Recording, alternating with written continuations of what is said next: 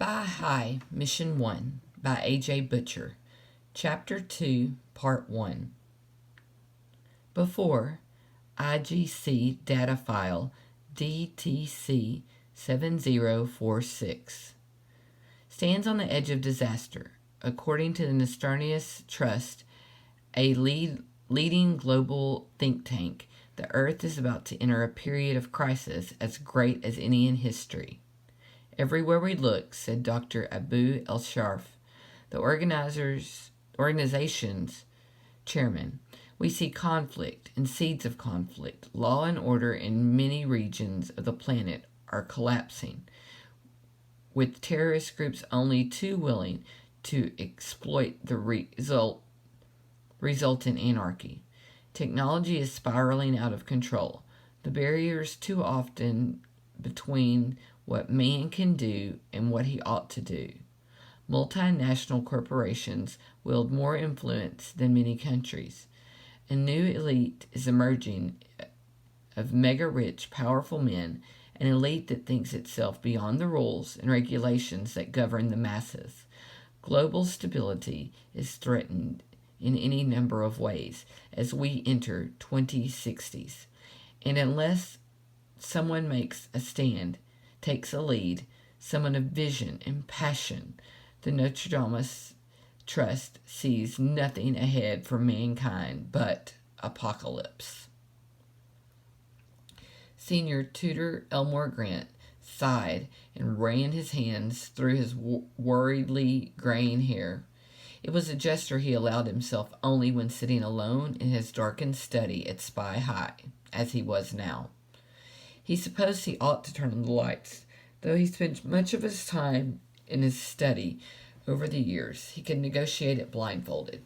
Besides, darkness helped him think, and tonight he needed to think.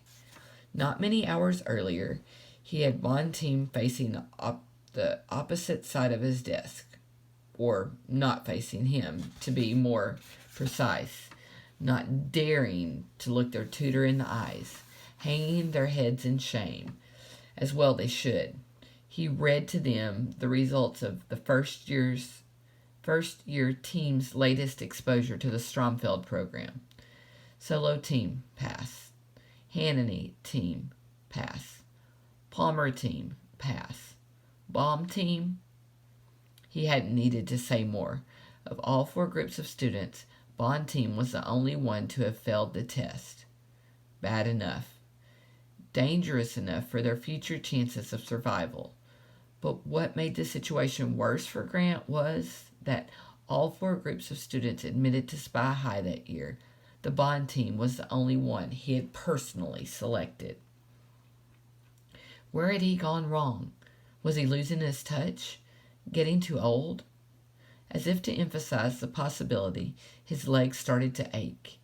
They did that sometimes, usually in the bleakest and loneliest moments of the night, and quite inexplicably, bearing in mind that a terrorist bomb caused Senior Tutor Elmore Grant and his original pair of legs to part company some 20 years ago. The limbs that held him up now were fashioned by craftsmen from synthetic bones and skin grown in labs. They couldn't ache. They couldn't feel anything. The tingling sensation he was experiencing now was psychological, not physical, a distant echo of the days when he had been a whole man, the days when he'd been the secret agent, the spy, risking his life for the greater good. Not the has-been who sat in his study and picked raw teenagers to do the job for him. Grant clicked on his desk lamp, casting an arc of yellow light across the files belonging to the members of the Bond team.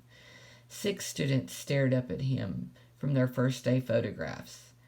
How much a trained eye could tell about them, even from a single pose. A second immortalized by camera. Eddie Nilgen, redhead, deliberately uncombed, grin too wide, tongue almost protruding, pretending to be mocking the whole process, but in his eyes kept sheltered and shielded a steely determination. Callie Cross, the only African American in the group, wearing her dreadlocks proudly, like a badge of defiance, but uncertain and trusting, not quite looking at the camera in case she should see herself as she really was. Lori Angel, with the face of one too, a tide of blonde hair, and china blue the eyes of a doll, yet her smile seemed on the brink of tears. Jennifer Chin, reckless, impatient, scarcely capable of stillness, driven by the secret that she would not share.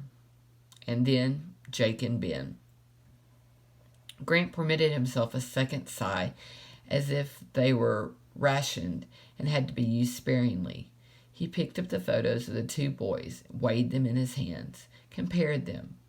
Jake, brooding, intense, uncompromising, crackling with energy, even in two dimension. Ben, arrogant, aloof, aristocratic, certain of himself and his place in the world. Jake's unruly black hair to Ben's regimented blonde. Opposites. Opposites intended to work together. The perfect balance. That had been Grant's plan. Only the plan didn't seem to be working. So far, between Jake and Ben, it was all conflict and no cooperation. Maybe he'd been too optimistic. Maybe the two of them would never gel. Maybe Ben would never gel with anyone. Grant recalled the reports that drifted to Spy High from the Selector Agent Network on the East Coast, messages that concerned one Stanton Benjamin T., heir to the Stanton banking fortune, but notable for more than his money, a brilliant mind, an outstanding athlete, a potential asset to the cause. Grant had placed a selector on the staff of Ben's school to monitor him and report back. Those reports had been glowing. With one reservation, arrogance. Ben was good, but he knew he was good. Might not be a team player, the report concludes. Grant had decided to see for himself. IGC data file DVG 7113. Calls for brain booster implants to be banned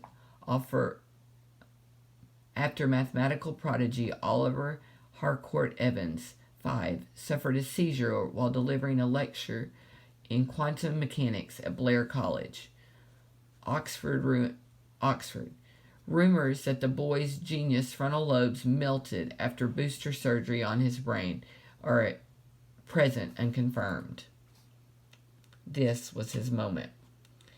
When they made the film of his life, and sooner or later they would, he was certain, this shot would be in it. Benjamin T. Stanton, Jr., taking his rightful place at the center of attention.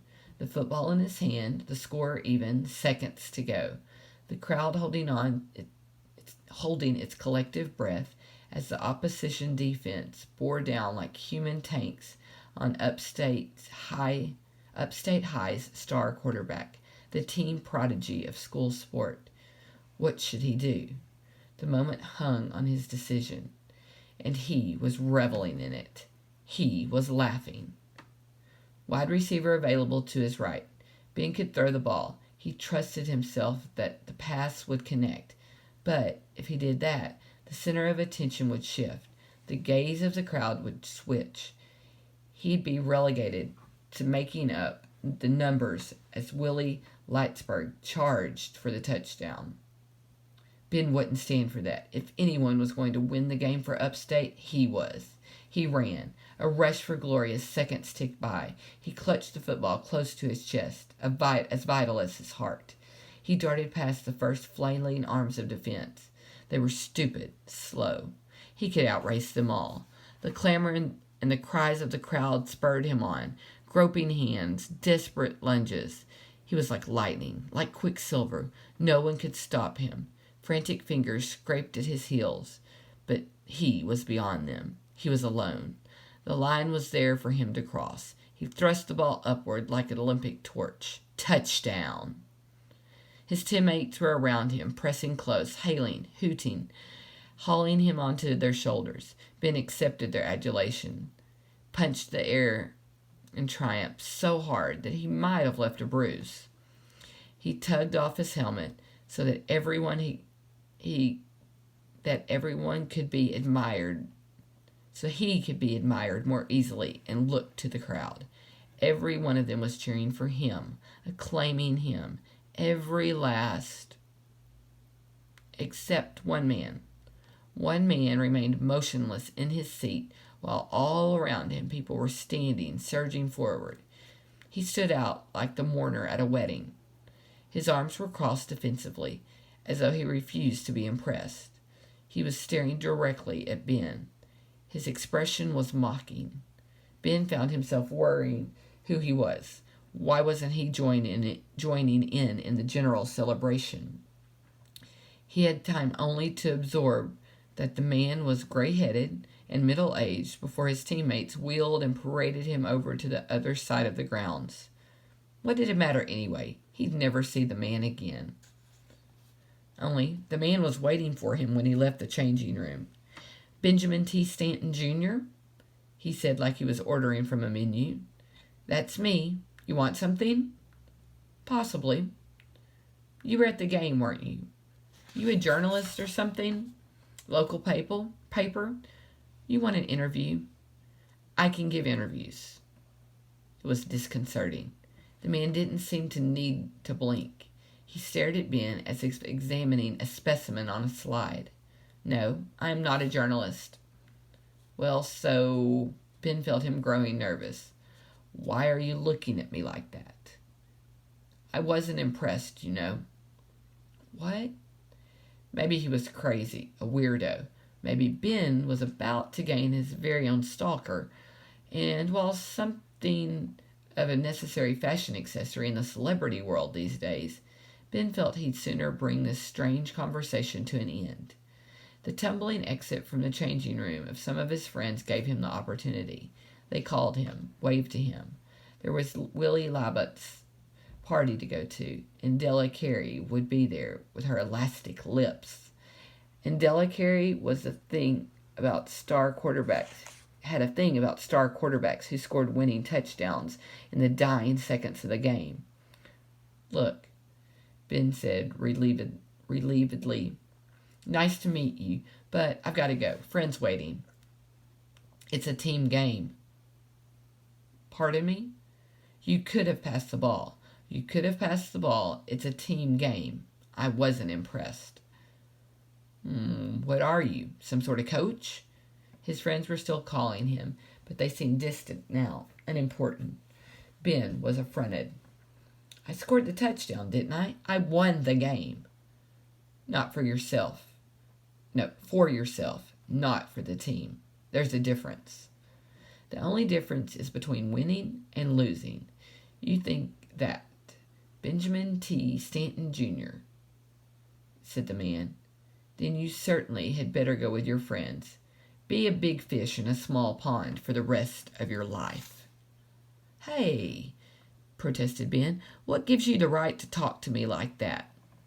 His friends were calling him, their voices drifting away. "Ben, let's go. Willie's party. Della won't wait," leaving him behind. "I know what's ahead of you, Ben," said the man, more sincerely now, more urgently, as if time were running out.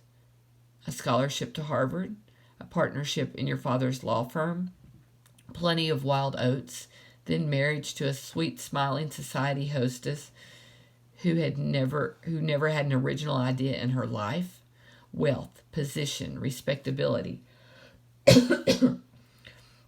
Benjamin T. Stanton III, a big fish in a small pond. Predictability, Ben. Tendium. So, who are you? I can offer you something more. Greater risk, yes, but greater rewards. I don't... Have you heard of Devereaux Academy? Devereaux? Of course. I've heard my dad discuss it. Exclusive's not the word. What? You mean you have something to do with Devereaux Academy? Devereaux Academy has something to do with me, said the man. It could have something to do with you, too. He produced a card and offered it to Ben. There was a single video phone number on it. If you have the courage, take the card. If you have the courage, call the number. Ben hesitated. When they made a film of his life, and sooner or later they would, he was certain. Would this shot be in it, too? Taking the card from a mysterious stranger, committing himself to the unknown. Perhaps he'd been wrong before. Perhaps this was his moment now. A final yell from his friends, Ben instinctively turned towards them. We'll meet again, Benjamin T. Stanton, Jr. And when he turned back, the gray-haired man was gone. IGC data file DVM 7192. Damage to the Eiffel Tower after the recent terrorist attack is not as serious as was first feared, though visitors will not be permitted to climb the structure for many weeks. Perhaps it is time to think about a force field, a French government spokesman had suggested. Our great public monuments must be protected and preserved for the sake of future generations. The anti-heritage group, Past Caring, had admitted responsibility for the outrage, the latest in a series of assaults on landmarks throughout Europe. Ben's message was waiting when Grant returned to Spy High, as was one other from the selector in a Midwest Domer country, who was presently masquerading as a farmer. What the man had done to deserve that particular assignment, Grant could not imagine. It was the shortest of short straws. Nothing ever happened in the domes apart from planting, growing, and harvesting crops. No student at Spy High had ever been recruited from there. But there was a first time for everything, Grant reminded himself. Prejudice clouded the judgment and weakened the mind. He focused his full attention on the dossier that the selector had sent him. Subject's name, Jake Daly. The next day, Grant was on his way to the domes. They were breathtaking sight, he had to concede, sprouting to the sky like glistening glass mushrooms. The domes were American government's response to the great contamination of the 2020s, when pollution levels had spiraled so high that much of the country's food supply had been tainted. From the chaos of food riots, the widespread social unrest that followed, the domes had risen as a symbol of order and stability, safeguarding 10 miles of prime agricultural land, endless expanses of wheat rippling in the gentle breezes of the perfectly controlled environment, a guarantee of full bellies for all. Which was fine, of course, unless you happened to live there. Some people, those who worked on the soil, spent their entire existence beneath the sheltering structures, never feeling too hot or too cold, never feeling rain, never seeing a storm. Children were born and raised there, never knowing anything else. Most domers, even the young, seemed happy with their lot, contented. Jake Daly wasn't one of them. A rebel, the dozier said, a non-attender at school only because he had already learned more than the undertrained staff could teach. Quick to pick fights with visitors to the dome, outsiders, tourists with cameras who liked to pose with pretty little domer children and then go back to the cities and the real world. A powder keg of potential that would be shamefully squandered if, by accident of birth, Jake was doomed to remain a domer. Grant didn't have to go far to find him. He browsed the streets of the border zone, the shanty town that had evolved at the Domer's checkpoint, and followed the sounds of brawling. There were two of them on him, bigger than Jake, older. Their clothes would normally have denoted wealth, fashions beyond the aspiration of Domers, although the effect was spoiled a little by their coating of dust and the occasional tear. The designers probably hadn't deliberately gone for blood-stained effect. Either Jake's jeans and simple white shirt were unblemished. Grant could see why. He was powerfully built and fought like a natural, instinctive and deliberate. Where his opponents flailed and swung their fists wildly, Jake jabbed and struck with neatness and precision, outmaneuvering each attack with ease. Grant wondered how Jake would perform on the hologym combat programs back at Spy High. Certainly, they ought to provide more of a challenge than his present workout. The two outsiders were groveling on their knees. They had had enough. Black eyes, rather than white flags, were their sign of surrender. "Ready to go now?" Jake asked with mocking politeness. "Yeah, you win," groaned the first outsider, checking that his teeth were all present and unbroken. "We'll go." "That's good," said Jake. "The next time you rich boys feel like you want a good laugh at someone else's expense, try somewhere else." "Yeah, right. At least we can go somewhere else," the second outsider taunted. "You're stuck in this hole for the rest of your life. Think about that, Domer." Bleakly, Jake watched the beaten youth hobble away. "Don't remind me," he murmured, thinking there was nobody to hear. "It doesn't have to be that way." With a start, Jake saw Grant for the first time. "Who are you?" he snapped defensively. "Tell me, Jake, have you ever heard of Devereaux Academy?" When he returned to Spy High, Grant made a note to reassign the Domer selector to another location, maybe the Caribbean, by way of thanks. His new team now numbered 2. IGC data file DVD 7214. The escape of no fewer than 30 hardened criminals from the Alcatraz undersea maximum security prison. Police forces in the nearest coastal towns are on full alert. The authorities are shocked by the scale of the breakout, and inside help is suspected. "Something fishy's going on," said the spokesperson. Meanwhile, the resignation of the prison governor. There had been a slight problem with Jake's parents, particularly the father, for whom a son in the fields saved farmhands' wages, but they both consented to Jake's departure for Devereaux in the end, however grudgingly. The Academy's emphasis on offering places only to the extraordinarily gifted probably clinched it, as it usually did. Parents like to believe their children were special. Whatever the reason, the dailies signed the appropriate forms without Grant having to retort to hypnospray, though he would have done so if necessary. Hypnotic suggestion is a last resort only, but it had been used. The needs of Spy High and the safety of the world outweighed the family considerations. So Ben and Jake were signed up, but that was only part of it.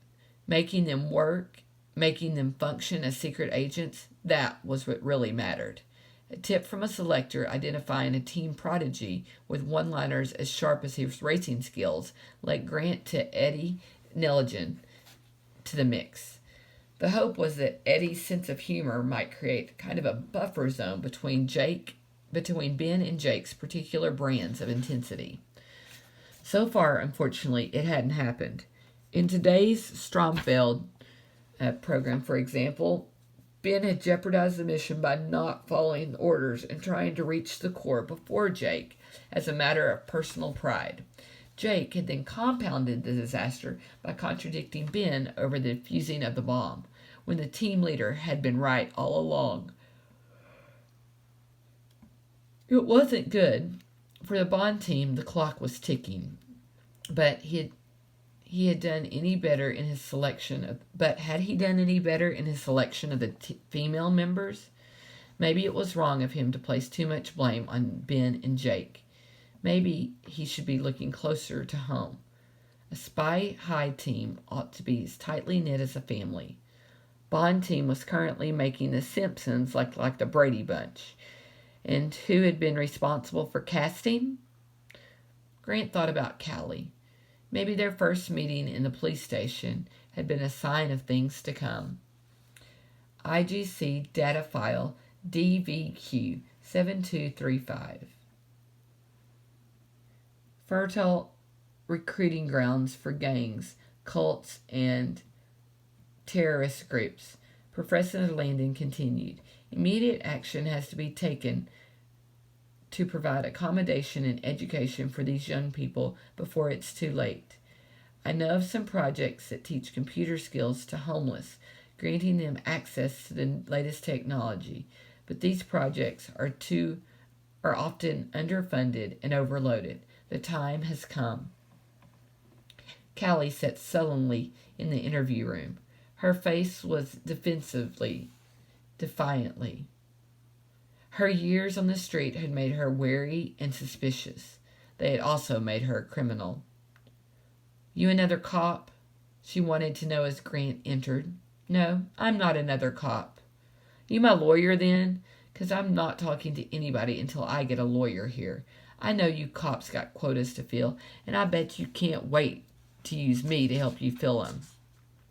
I bet I'm going to be a real asset to your list of black female juvenile delinquents, right? I told you, I am not a cop, Grant said quietly, and I'm not a lawyer either. What are you, a tourist? Wait, don't tell me. You're some sort of Jesus freak. Well, me and my soul are doing just fine on our own, thanks. No, none of those. Grant sat down opposite of Callie and regarded her thoughtfully. I'm your ticket out of here. What? You're going to get those rich folks to drop the charges? You got more chance of running into Elvis on the way home. But there was a note of hope in Callie's voice, nevertheless. I don't just mean out of this police station, Grant said. I mean out of your way of life. What are you talking about? Who are you? But she was still sitting forward, the cold mask melting. Where's your family, Callie? Now there was pain in her eyes, a hurt that nobody could keep hidden, even if they were older and harder than Callie Cross. Nowhere near me, that's for sure. Of course, I must have parents, right? Everybody does. But mine, I guess they must have got a better offer somewhere else. I can't think why. Can you? Most folks love to have a daughter about to do time at the tender age of 14, wouldn't they? Hey, you're not my dad, are you? Nah, guess the color thing's a bit of a problem. So you've lived on the street your whole life. You asking me or telling me? Callie shrugged as if it didn't matter. As long as I can remember. Education? I've learned a few things. A woman in a shelter taught me to read. Real useful skill when you're homeless and hungry. But I got by. I get by. I catch on quickly. So where'd you learn to make this? Grant produced a small electronic device and placed it on the table between them. Cham! Callie snatched it up and stroked it like a pet. I wondered what they'd done with you. What'd you call it? Cham, Callie said with a grin, apparently forgetting where she was and why she was there. As in, chameleon? This is my chameleon unit. Is that right? Mind explaining what it does? Do I get time off for good behavior if I do? Grant's face expressed no emotion. Callie shrugged. Okay, why not? What you do with little Cham here is you attach him to a household alarm. He blends right on in, just like a chameleon disguising himself. He fools the alarm into thinking he's part of the same system and that everything's nice and normal. All the while, he's breaking the circuit so me and my friends can sneak into rich people's houses and give their insurers one heck of a headache. Works every time. Worked this time. Trouble was, this time one of your so-called friends turned out to be a chameleon too, didn't they? Something they weren't? Sold you out for money. You can't trust people. Callie tried to say it lightly, but she didn't sound quite convincing. People always let you down in the end. That's why I prefer computers. Electronics. My little buddy Cham here. Computers you can trust. You obviously have a natural flair for such things. A girl can't spend her whole day begging for scraps on the street. How would you like to spend your whole day working on state-of-the-art computers, the latest software, virtual reality programs, designing handy little gadgets like Cham here? Now I know who you are, scoffed Callie. I thought Walt Disney was dead. This isn't a joke, Callie, Grant said, and I know a little more about you than you think. Spy High even had selector agents on the streets and hostels. No stone was left unturned for the right kind of recruit. Enough to know that you can't be happy with life, the life you're leading now. Enough to know that behind the streetwise front, you're intelligent enough to take an opportunity when it's offered. What do you say? Interested? There was something in the man's voice that made Callie think of her father. A father she'd known or loved or hugged. She stared hard at the table, didn't dare look at the man directly. The chameleon unit was cold in her hand.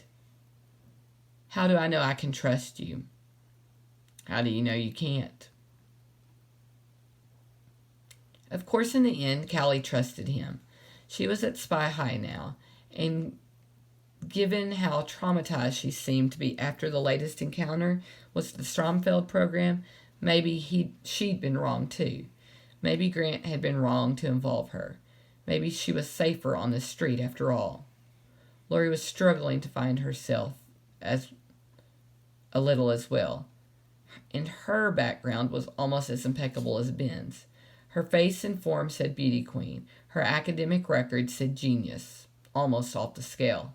And she'd been so keen to join up, to do something to prove once and for all to herself and to everyone else that Lori Angel was more than just a pretty face, that she possessed abilities beyond her appearance. Yet Lori was the first and only one of the girls to find a steady boyfriend. Grant wondered whether that was irony. As for Jennifer Chin, the agent who'd described her had not exaggerated. She was without doubt the most talented martial artist for her age that anyone at Spy High had seen. It was the baggage that came with the skills that jeopardized Jennifer's progress, her own dark memories. Grant gambled that the girl would eventually overcome these, but eventually seemed to be taking a longer time than he had envisioned. The gamble lost in the world of espionage could have dire consequences. Grant leaned back in his chair and closed his eyes. He ran his hands through his hair. It was no use tormenting himself. It was not productive. He'd chosen the Bond team in good faith, on the evidence of their abilities as reported by respected agents. He'd brought them here, yes, but what they did after their arrival, how they coped, was their responsibility. And there'd been fireworks from day one.